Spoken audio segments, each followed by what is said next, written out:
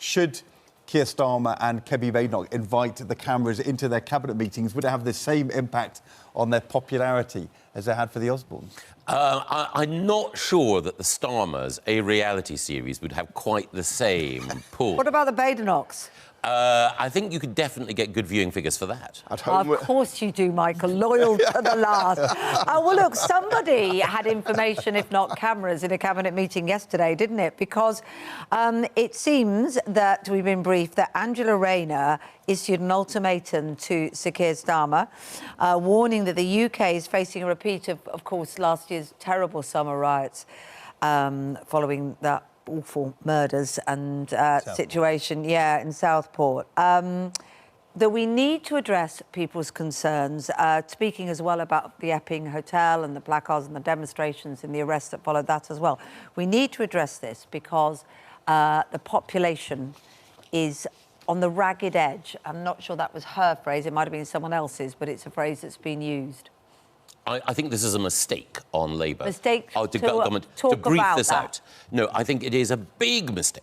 By the way, we should just say, I think Angela Rayner is upset that what she said in the cabinet has now appeared in the newspapers. I don't think it was her decision. Whoever briefed it, I think it reminds me of what happened in the 1970s when Jimmy Carter, when America was going through difficult times, said, this country is in the grip of a malaise.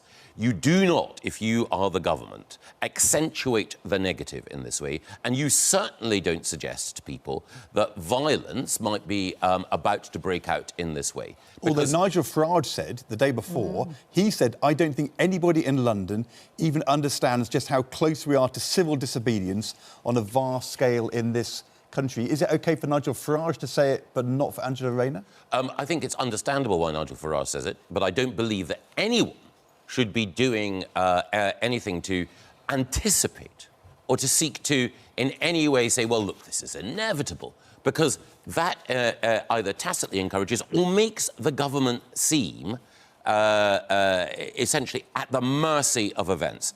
Of course you deal with migration. Of course the government can and should do more to show that people are being deported, that asylum seekers are being processed effectively. But the key rule in politics is show, don't tell. Angela Rayner was saying it's much more than that, because it's also people's living standards, and there are people in the country who've not had it well. It's after your lot now. There's a new show in town. But it's also about you do not double down on despair. But you have to acknowledge that some people are not having it well in Britain. It's not all about migration. That can be a flashpoint, and you can't just blame people in hotels, which Nigel Farage goes around. He's stirring it up. I think what she is trying to do, and I don't know who's briefed it out, presumably it's the Downing Street machine. I wasn't in Westminster because it looks like she is following the same path as Nigel Farage and saying these concerns and worries and upset is leading to, could lead to. Which is not. And look, you and Michael have attended cabinet meetings. I haven't, but I don't believe you get an ultimatum from the Deputy Prime Minister, the Housing Secretary at a cabinet. She'll have said... You also don't expect to say things and find them in the newspapers without your knowledge immediately. But it is true. Some people are having it tough financially, economically. We have long wages squeeze. Economic growth hasn't been great. Public services aren't functioning and delivering the way they should. And then there is concern about levels of migration and people living in hotels in some areas. But I think you have to acknowledge it. Otherwise, you can appear in an ivory tower. Could you argue, and I wasn't there and have never been in a cabinet meeting, Ed had and might have a different view. But could it be that, if you didn't look back on Southport, people would criticise them saying they should have seen things like this coming, you could say. So is she just saying, look, we have these problems, we have issues in community, we don't want to find ourselves with another summer of riots. We need to address this. Yes, that feels different from encouraging despair, doesn't it? Yeah, the anniversary of Southport will be remembered and marked, and rightly so. But there's two things about Southport. One is horrific crimes were committed by the murderer, who killed the 3 girls and attempted to kill more. But the second, afterwards, there were lies. There were absolute lies about what had happened, about how it was a small boat asylum seeker who might have been involved. And people like Farage fueled those lies. He on social media, they're not telling us everything, and that resulted in those riots. I think you've got to get the truth out. They were a very powerful reaction to an horrific crime. But looking at the situation now, if I were a Labour supporter, I'd be thinking, look, we're a year into government, you've got a majority of 160 plus, do things. Make a difference. Don't sit there acting as Colin the commentator, wringing your hands about how the country is fraying. Demonstrate some leadership, man. And I think that is part of the problem. There will be lots of Labour backbenchers who will think, yes, there are problems in our country, but we're part of a team that should be showing that we're making a difference. And we go into recess. We go on our 6-week holiday, as our constituents will see it. What do? We leave them with the message that the country is still broken after 12 months. Yeah, but that is not leadership. You've been voting against some of the good things they're doing, like better work rights, better job rights, because insecurity at work is a huge issue for many people who do not feel secure. You're voting against them.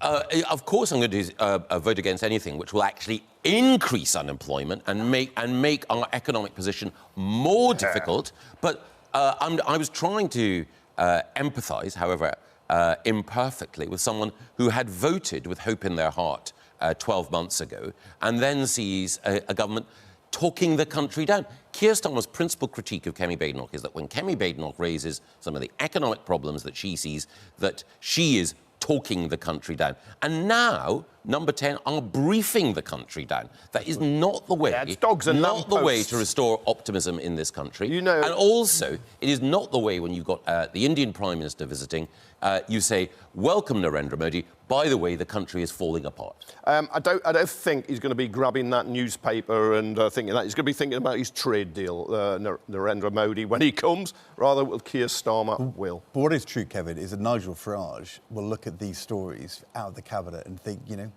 they're doing my job for me. Oh, completely. Yeah. Yeah, it seems as though there's a Reform Party agent who appears to have been taken over as Director of Communications in Number 10. But if you pretend everything is well, everything's rosy in the garden, everything's sorted, people don't have legitimate What would you concerns. say if you were Keir Starmer? What would you have said out of that cabinet meeting yesterday? Well, I don't know what he actually really said. Normally the briefings aren't what has usually happened in my experience. You can say, this is what we've done, but we've got much more to do.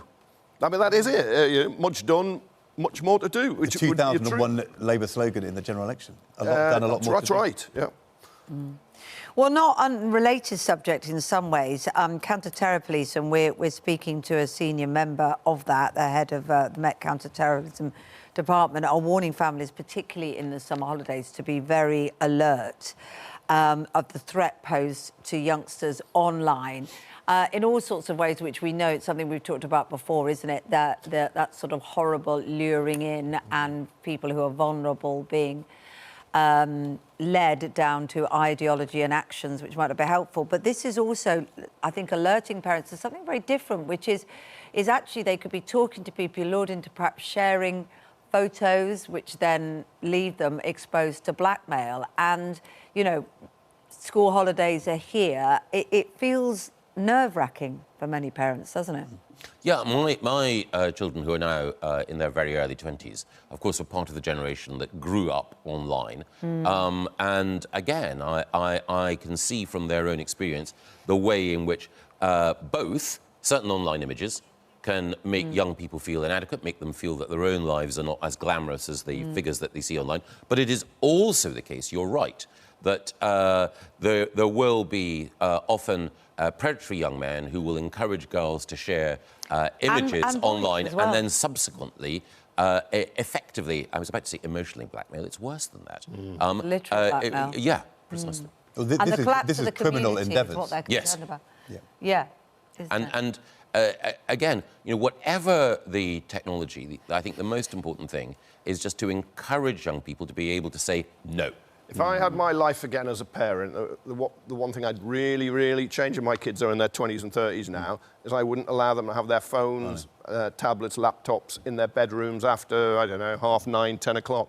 I think parents now are taking a different approach than we did. By the time we realised this was a real problem. Yeah. You know, our oldest daughter was too old. She'd, you know, it was very hard to change the rules. But it's I think it's a different conversation now about parents. Parents of children, before they got their first phone, are thinking really hard. Yeah. You don't want your kids to be in the playground at 10 at night, alone in their bedroom, let alone, you know, as a young teenager, on their computer. You think they're playing a computer game. They're actually involved in seeing images which we never saw, getting involved with people they don't know, who lure them into things which become incredibly both dangerous and enticing, but also warping in terms of people's minds. Well, I have to say, you were ahead of the curve, because when you were in Cabinet, you commissioned the thinker, Tanya Byron, to look at precisely the dangers online. And they've only grown, and that's why I think, reluctantly, it's not my starting point, that restricting young people's access to social media and making sure that we don't have smartphones in schools is a necessary thing to do. The risks are too great. We've run out of time, but I wanted to touch on, because you're coming back later, of course, aren't you, both of you? You suggested that Kemi Badenoch should bring James Cleverly back into the Shadow Cabinet, and she did. So clearly, watching this news panel is important. Into the job you suggested. I know. Yes, well, there you go. I hesitate to take any credit for that. And Michael, did you wear your Daily Star England ponytail for the match last night? It fell off with excitement. Really? Well, if you wore it last night, you need to wear it again on Sunday, because we're in the final. I know. Isn't Either that Spain great? or Germany.